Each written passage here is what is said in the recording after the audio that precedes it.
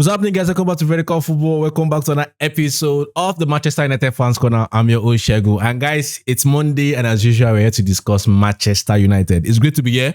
I missed you guys. New week, new lot of news about Manchester United. So, guys, we have a lot of things to discuss today. I know I wasn't around for the 5 things, so I was substituted by Komi. Komi did a very great job in analyzing the Sunderland versus Manchester United game, the draw.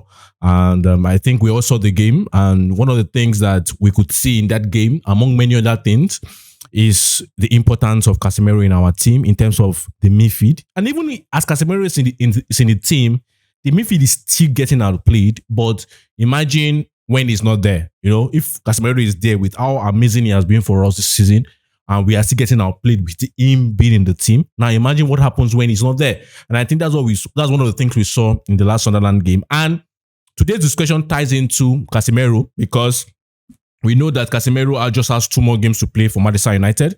And we need to start having serious discussions about what is the club going to do to replace him and how important it is that we get it right in replacing him. So I understand the fact that a lot of names have come up in terms of who's going to replace Casemiro, because I feel now more than ever, even with the last game, more than ever, it's very, very important that we actually get it right, you know, in replacing Casemiro. Very, very. And not just even replacing Casemiro, but even bringing a midfielder that can even do more than what Casemiro is currently doing for us. Because as I said, if with Casemiro, we are getting outplayed.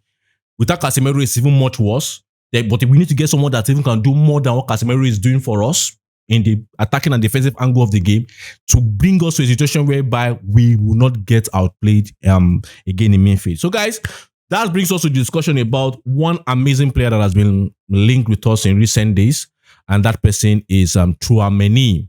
Tchouameni from Real Madrid. Everybody knows Tchouameni. Everybody knows what Tchouameni, is and what he can do. And so let's drop into the analysis. Let's try and break it down, what we feel he has, what we feel he can bring to United, what we feel he needs to improve upon. And first and foremost, the reports and off of the issue at Real Madrid, the dressing room issues, the fight between him and Valverde. There have been talks about United being involved, United trying to take advantage of that situation, that United is United's dream target. And for me, I have no big deal if it's United's dream target. That's Tchouameni. But my question would always be, dream target in what way? Right? That's my question. If I was to make the board, okay, they say, okay, Tchouameni is our dream target. Dream target in what way? Is it that when we did our analysis, when we did the player profile of the midfielders we want that would suit our deficiencies in our squad, when we did those analysis, when we use data, we did the player profiling, we did all the things, comparative analysis of the players and how they're going to, play or go to fit into our current existing squad, that we now ended up with Tchouameni as the top target, as the dream target. If that's the case, that after we have done all this, Tchouameni was the dream target, I buy into it. Let's go, let's get him. If there's an opportunity there, right? Maybe it's a target we never thought was going to be possible for us to get it, but there's not an opportunity to go and get him after our analysis. Go, yes, let's go. But if it is the Glazers' dream signing scenario where we have done analysis for months on certain players that will fit us, and then all of a sudden, one opportunity arises, like what has arisen now for Tchouameni at Real Madrid, and we now do away with all our analysis and scouting the same way we did away with all our analysis for Andre Onana, for this guy at Porto, right, Diego Costa, and now went for Andre Onana. There is a question. So is it the dream target based on analysis, or a dream target based on the fact that he's a big name, a Real Madrid player? It looks good in the head, so let's just go and get Tchouameni. So that's my question. Is it based by research and data? And so that's the first question. And secondly, I think the issue with the dressing room fracture, I've read some things about what happened, and you can't really believe the media 100% because we also know that there's also going to be an attempt to salvage his reputation. But for what we have seen, there was a bust up with Valverde, and what we have seen is that based on there was a structure fracture in the dressing room about those people that were respected to Xavi Alonso, those who were not. But the question is, United still have to investigate. So don't just take what the agent tells you by face value. If you decide to proceed, don't just take what even Tchouameni tells you by face value. You need to do research in terms of try and find out exactly what happened behind the scenes, right? And if you find out that, it was just a moment of, emotions, because we can all get emotional, and it's not something that deep, right? It's not something that maybe it wasn't the one that really caused the fracas. And also, how has he been in the back room, in the behind the scenes? How has his character been? When you do those findings and you find out, okay, it's not really that a bad of a situation, it's just a one-off thing, then I believe you can go ahead if that's the player I want to go for. But we just have to do our background checks, right? I remember the last coach always said they did background checks. I believe Ole at one point said they did background checks. So we need to do background checks. Alex Ferguson did background checks. The best coaches in the world, even Coach Wooden for basketball. I read one of his books where he always said he's not just getting an individual, he's also getting, it's not just getting a player, he's also getting the individual behind the player. So Alex Ferguson would always say also that it's not just building a team of good footballers, but building a team of good individuals, good human beings. And I think we need to also check that part so that we don't get chaos into the club to fracture what we've built on the squad level. So guys, let's go into the analysis. Let's go into on the pitch. Let's go into what they can do on the pitch. Let's go into what are his qualities. As you guys know, we always say, and I think it's very, very important for us to repeat it every time we are doing player profile. It's not about how good the player is.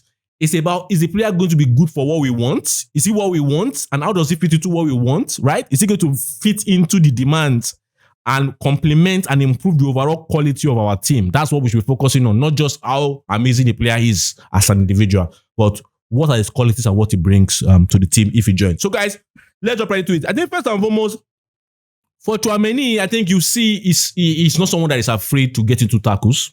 I think it's quite clear. He's not someone that is afraid to get his legs stuck in. He's someone that always wants to do it. And sometimes I believe, sometimes not so neat, sometimes neat. And I think it's a medium kind of range, because he's someone that is willing to get his legs stuck in. And I think you really see that about him. Not only that, also the guy is physically there. And I think that's a very, very good thing, because you know what the Premier League is. You know how teams are really investing in very, very physical midfielders in the Premier League. I think, for example, you look at the likes of Declan Rice at Arsenal, you look at the likes of Caicedo at Chelsea, even Enzo Fernandez.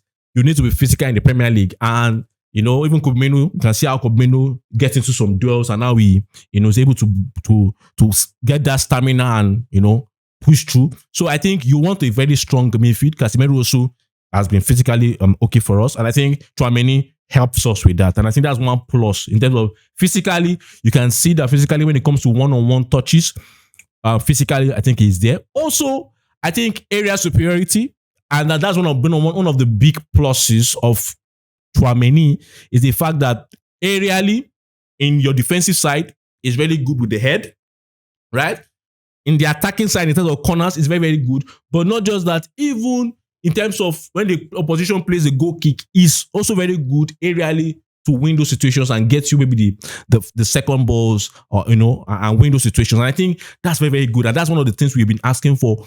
We want to have midfielders that can be very good on the head to win situations like this in the opposition box, in our own box, and in the center of the pitch, right? And I think he does that, and I will expand on that as we proceed further. Also, he has this unique ability as a DM now to be able to quickly defensively, now thinking about defensive work, to quickly slot in between the two center backs, right? Tchouameni has the ability to slot in between the two center backs, and I think he does it well. I think it helps because, for example, the way he arrives to slot in, it can help us to defend against likes of cutbacks, right? It's really very good. Cutbacks, very good. Also, in terms of crosses, also, it can also help us to deal with it very well. So I think it's good because of that situation of helping us to slot in. I think it's very, very nice because, it helped that central situation. I think we had situations like that, for example, against Brentford, where our two center backs, that was Evan and Maguire, were taking off. I think Tchouameni coming into that place to form kind of like a three in the center of the pitch helps us in situations whereby we are being dominated, helps us in situations whereby teams are overloading us in the attacking phase, in their own attacking phase, or the defensive side of our things to cause us havoc. So he slots in and gives us a little bit more solidity in the cutbacks, in the tackles in the box, and also the area situation. I think that's very, very nice. But also we have to also say that I've not seen more of his ability to read situations, right? I think it's always more focused on the ball. I think when he moves in, so he's focused more on the ball, right? And he does that well in terms of crosses, in terms of clearances, right? Based on the ball. But also, I think he also needs to get better at reading movement, right? Reading movement. I think he has to get better at that, really. And I think, obviously, he can do that. So let's move to a little bit of on the ball. Now, in the sense of first rate receiving job, because he's an anchor. And when you look at him, and you look at the qualities, so like he's best as an anchor. And obviously, you want to try and say, okay, as an anchor, let's just see how good he is on the first phase receiving job, building up from the back, helping us to build up from the back, dropping in centrally in between the two center halves to build up what Tchouameni is doing right now as a deep line playmaker, or going to the sides as what the likes of Kimmich they do, the likes of all these guys they do to the sides and try to build up. And I feel he lacks it there. I think it's not premium. I think his first receiving job is not premium. So I think we also have to not discuss the fact that if he then comes to Manchester United, between him and Tchouameni, who would you want to give that role to be the deep line playmaker or to start the build up from the back, right? And I think for me, I want to give Tchouameni. And then when I want to give Tchouameni, I will expect that if Tchouameni starts the deep line playmaking role, I will expect that Tchouameni should be able to push up higher. And that's a big concern because Tchouameni it's not as if it's bad, but it's not as supreme pushing up, right? It's not as supreme. It's not like the Tonali's that want to venture forward, right? Even though Tchouameni is more defensively solid and more defensively fixed than the likes of the Tonali's, but I would like of the Elliot Andersons. But going forward, it's a situation. Now, if you say, okay, let's see the situation. Okay, Kobe is here. If Tchouameni goes up, we can get good deep line playmaking from Kobe as it's beginning to improve on it gradually, But Tchouameni, we might not really get supreme box crashing or runs or box-to-box rule from him like that. Not that he cannot do it, but it's not supreme. There are a lot of things lacking in that situation. Okay, well, say, okay, let's switch it back. Let's see Tchouameni come back, do the ball building, and let Kobe go out. You can look at that and say, okay, Kobe has showed a little bit more intensity apart from the Sunderland game against Brentford, against Liverpool. But is it something that we are still uncertain about? That's bumping forward, relentlessly bumping forward, having the intensity to bump forward, like what a Tonali will do, or what even Baleba sometimes can do it.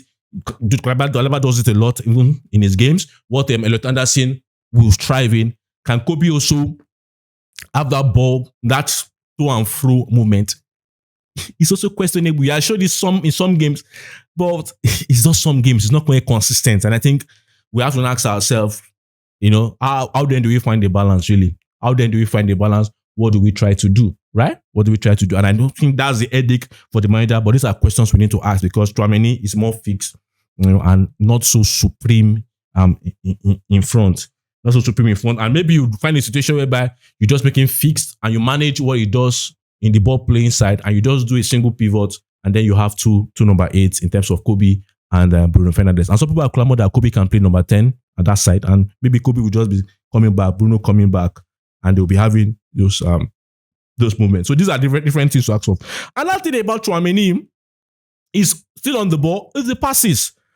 Medium shots passes are quite okay, but I think the long range passes, I've seen some passes that he made long range, but I think the technique he uses for the long range, I don't really necessarily like it. I know it works. I've seen clips and I've watched certain things where it works, but the fact is in the Premier League, those passes are not necessarily going to cause a lot of havoc to Premier League sides, because the passes, if you look at the way he plays it, it's a lot more finessed, it's a lot more beautiful, because it's like, he chips it, he puts a lot of swagger to it. But the fact is, he needs to also do it with pace.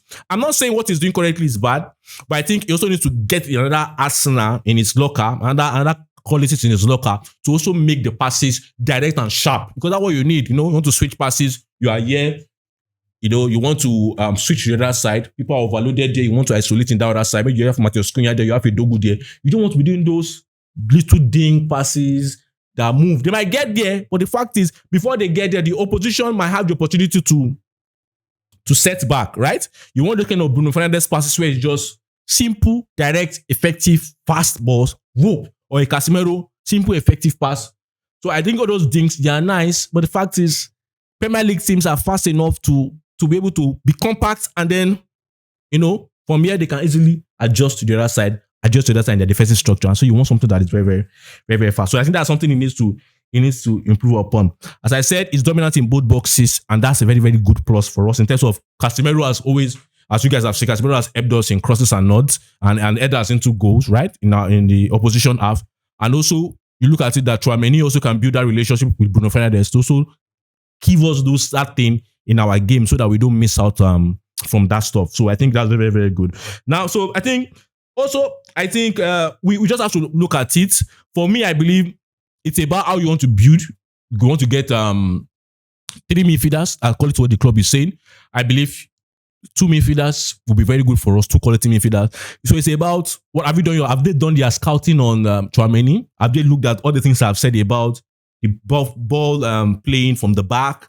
His effectiveness in terms of he can run the vertical push, but the fact is, the delivery in the final third, pushing forward for Tchouameni, is not something you rely on. I don't think he's superb in that area. And so you have to look at it. How then do we build our midfield? Is it that you just want a Tchouameni back, you want a Kobe, and maybe you get maybe a Tonali also, and it can also help in terms of pushing forward, right? You use a 8 and use a Tchouameni behind them. You have to now find situations around that. And I think that's for the club to think and find situations. But for me, I'm not going to say whether we should buy him or not. But for me, I've just tried to do a little bit of analysis in terms of how does it fit the balance of the team. Obviously, physical. Obviously, I told about the variables and everything. So it's for the club to make a decision. But I think we also have to, in as much as we're making our scouting on the pitch about the qualities and what he brings to the team, we also have to be very careful, not just for him, but for every player in terms of what they do also off the pitch, especially in this situation where there are chaos in the Madrid dressing room. So guys, let me have your opinion on what you think about Aurelien Tchouameni. What are your thoughts? Do you agree with the signing? Do you disagree? What are the points you think I should have mentioned I did not mention? Or what are the points I mentioned you disagree with? We are here to discuss that. Let's have that discussion. Don't forget to like, don't forget to subscribe, and don't forget to share. Until we see you next time. Bye.